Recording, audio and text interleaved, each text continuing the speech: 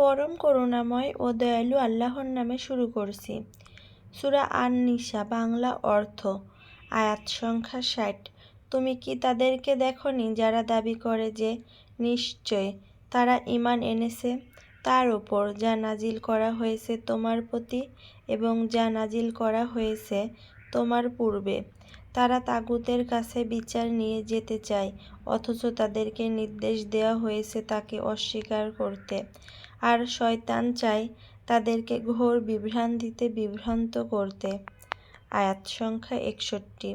আর যখন তাদেরকে বলা হয়, তোমরা আসো যা আল্লাহ নাজিল করেছেন তার দিকে এবং রাসূলের দিকে, তখন মুনাফিকদেরকে দেখবে তোমার কাছ থেকে সম্পূর্ণরূপে ফিরে যাচ্ছে। আয়াত সংখ্যা ৬২। সুতরাং তখন কেমন হবে যখন তাদের ওপর কোনো মুসিবত আসবে সেই কারণে যা তাদের হাত পূর্বেই প্রেরণ করেছে, তারপর তারা আল্লাহর নামে শপথ করা অবস্থায় তোমার কাছে আসবে যে আমরা কল্যাণ ও সম্প্রীতি ভিন্ন অন্য কিছু চাইনি। আয়াত সংখ্যা ৬৩। ওরা হলো সেসব লোক যাদের অন্তরে কি আছে আল্লাহ তা জানেন। সুতরাং তুমি তাদের থেকে মুখ ফিরিয়ে নাও এবং তাদেরকে সৎ উপদেশ দাও, আর তাদেরকে নিজেদের ব্যাপারে মর্মস্পর্শী কথা বলো। আয়াত সংখ্যা ৬৪। আর আমি যে কোনো রাসূল প্রেরণ করেছি তা কেবল এজন্য যেন আল্লাহর অনুমতিক্রমে তাদের আনুগত্য করা হয়।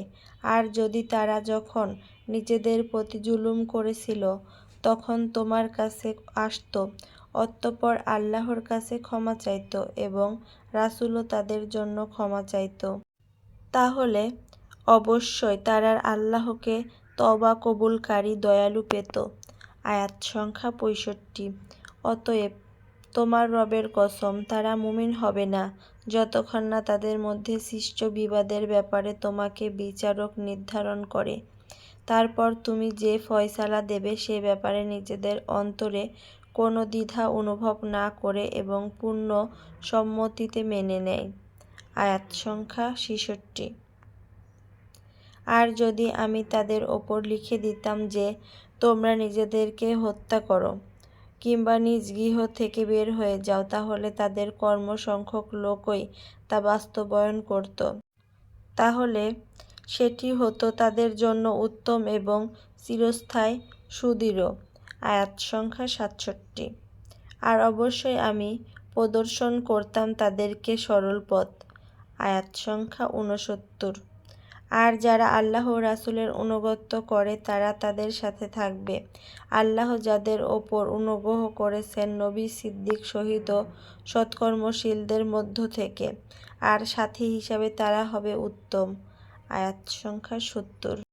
এই অনুগ্রহ আল্লাহর পক্ষ থেকে, আর সর্বজ্ঞ হিসেবে আল্লাহই যথেষ্ট।